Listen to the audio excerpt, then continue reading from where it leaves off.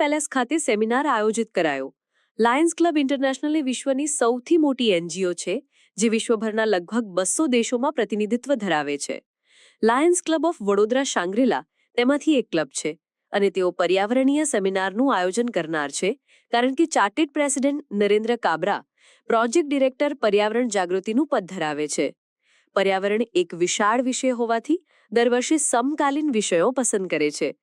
આ વર્ષના સેમિનારનું શીર્ષક પર્યાવરણ સંરક્ષણમાં નાગરિકોની ભૂમિકા, વડોદરામાં સફળતાની વાર્તાઓ છે. આ વિષય પર ઉત્તમ જ્ઞાન ધરાવતા પ્રખ્યાત વક્તાઓને આમંત્રિત કરાયા. સેમિનારમાં મહારાજા સયાજીરાવ યુનિવર્સિટીના કુલપતિ પ્રોફેસર ડોક્ટર ભાલચંદ્ર ભાનગે મુખ્ય અતિથિ છે અને દીપક ગઢિયા ટ્રસ્ટી મુનિ સેવા આશ્રમ જેવા પ્રખ્યાત વક્તાઓ પર્યાવરણ પર વાત કરશે. અપર્ણા અરુણાચલમ જેઓ ઝીરો વેસ્ટ સોસાયટી વિશે વાત કરશે. Doctor Shilpi Saraswat faculty of family and community services જેઓ કચરાના વ્યવસ્થાપન દ્વારા સમુદાય સશક્તિકરણ વિશે વાત કરશે. કિરીટ અંજારિયા ભૂતપૂર્વ પ્રમુખ જેઓ શાંગ્રીલા લક્ઝરી એપાર્ટમેન્ટ્સ ગોરવામાં ગ્રીન પ્રેક્ટિસ વિશે વાત કરશે.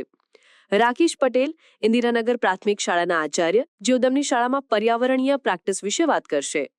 બરોડા યુનિવર્સિટીના તમામ અગ્રણી ફેકલ્ટી અને વિદ્યાર્થીઓ, ઉદ્યોગપતિઓ, સમાન ક્ષેત્રમાં કામ કરતા એનજીઓના પ્રતિનિધિઓ અને વ્યાવસાયિકોને અમારા મહેમાનો તરીકે આમંત્રિત કરાયા.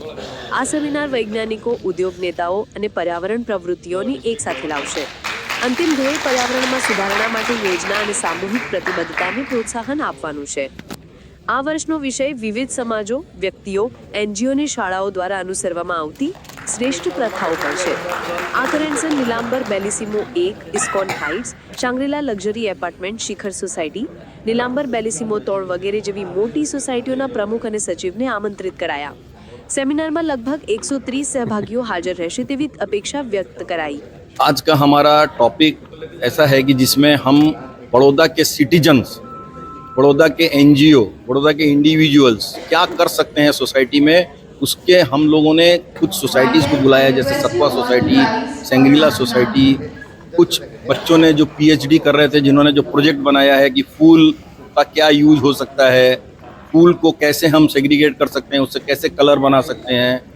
एक स्कूल है इंदिरा नगर स्कूल, जो हम लोग सोचते हैं कि गवर्नमेंट स्कूल में कुछ काम नहीं होता है, बहुत सेवी होती है, ऐसा नहीं है. स्कूल से आए हैं, वो भी एक प्रेजेंटेशन दे रहे हैं. हमने एमएस यूनिवर्सिटी, पारुल यूनिवर्सिटी और नवरत्ना यूनिवर्सिटी से स्टूडेंट्स और फैकल्टी को बुलाया है, जिससे कि उनको ये पता चले कि इक्वल खाली भौतिक शिक्षा नहीं, हम प्रैक्टिकल शिक्षा भी उनको देना चाहते हैं. लायंस क्लब वैश्विक रूप से लगभग 200 देशों में 107 साल से अलग अलग क्षेत्र में सेवा की कार्य कर रहा है.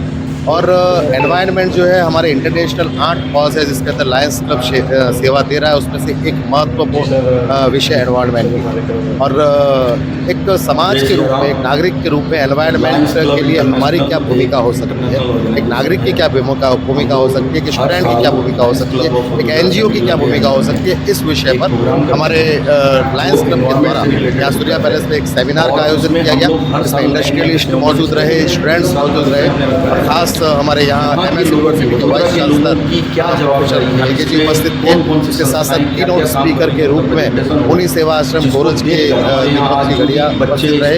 और इस समग्र कार्यक्रम के जो चेयरपर्सन हमारे नरेंद्र जी काबरा थे, और लायंस क्लब की अलग अलग जो पूरे डिस्ट्रिक्ट की क्लब्स है, मेंबर्स हैं, वो भी यहाँ उपस्थित रहे. हमारी एक एनजीओ के रूप में भूमिका हम कैसे निर्वहन करें, ये इसका एक उद्देश्य है. यहाँ अभी आज हमारे एनवायरनमेंट के लिए हमारा मैसेज ये है कि हम सिर्फ प्रशासन पर निर्भर नहीं रह सकते. नागरिक के रूप में हमारी भूमिका भी हमको निर्वहन करनी है. हम कैसे रीयूज, रिड्यूस के फॉर्मूला पर आगे बढ़ सकते हैं, हम कैसे प्लास्टिक को कम से कम यूज़ कर सकते हैं, हम कैसे ई वेस्ट है उसको हम किस तरह से उसका निष्पादन कर सकते हैं, ट्री प्लांटेशन किस तरह से कर सकते हैं, हम अर्बन फॉरेस्ट किस तरह से डेवलप कर सकते हैं, जिसमें हम अपना कैसे रोल अदा कर सकते हैं, उसके विषय में जैसे एमएस यूनिवर्सिटी के अंदर लायंस क्लब जो वाटर हार्वेस्टिंग के लिए एक बहुत अच्छा अलग-अलग प्रकल्प क्षेत्र चल में रहा है। कार्य तो कर रहे एमएस हैं। यूनिवर्सिटी जैसे अलग-अलग सोसाइटीज में वाटर हार्वेस्टिंग में क्या काम एनवायरनमेंट जो हमारे इंटरनेशनल 5 हॉर्स है उसके अंदर एनवायरनमेंट सबसे महत्वपूर्ण चर्चा की और हम लगभग एक NGO के रूप में लायंस 107 क्लब साल से अपनी भूमिका 200 से कहाँ ज्यादा देखता देशों में है, एनवायरनमेंट पे किस तरह से लायंस हम अपनी क्लब भूमिका को निर्वहन कर सकते हैं, वो एक हमारा एक यहाँ के जो डिस्ट्रिक्ट चेयरपर्सन की जवाबदारी नरेंद्र जी काबरा के पास है। और आज इस विषय पर हमने यहाँ एक सेमिनार का आयोजन किया कि इस पर्यावरण में नागरिकों की क्या भूमिका हो सकती है और नागरिकों का क्या योगदान हो सकता है। हम सिर्फ प्रशासन पर निर्भर रहकर अपनी जवाबदारी को पूरा नहीं कर सकते हैं। एक नागरिक के रूप में हमारी भी जवाबदारी है और उसकी सक्सेस स्टोरी क्या है। 1973 में सुंदरलाल बहुगुणा के नेतृत्व में चिपको आंदोलन हुआ था और वो एक नागरिकों की भूमिका का एक सशक्त उदाहरण है। तो एक नागरिक के रूप में यूनिवर्सिटीज़ क्या कर सकती है, स्टूडेंट्स क्या कर सकते हैं, सोसाइटीज़ क्या कर सकती है, समाज क्या कर सकता है और हमारे जैसे एनजीओ क्या कर सकते हैं, इस विषय पर एक सेमिनार का आयोजन था। यहाँ पर एमएस यूनिवर्सिटी के वाइस चांसलर भानगे जी यहाँ उपस्थित थे, मुनि सेवा आश्रम गोरस से दीपक जी गढ़िया उपस्थित थे और डिस्ट्रिक्ट गवर्नर के रूप में आज मुझे इस सेमिनार का उद्घाटन करने का अवसर मिला। वो भी मेरे लिए एक गौरव और खुशी की बात है कि इस टाइप के सामाजिक कार्य में हम हमारी भूमिका का निर्वहन करते रहें। Thank you.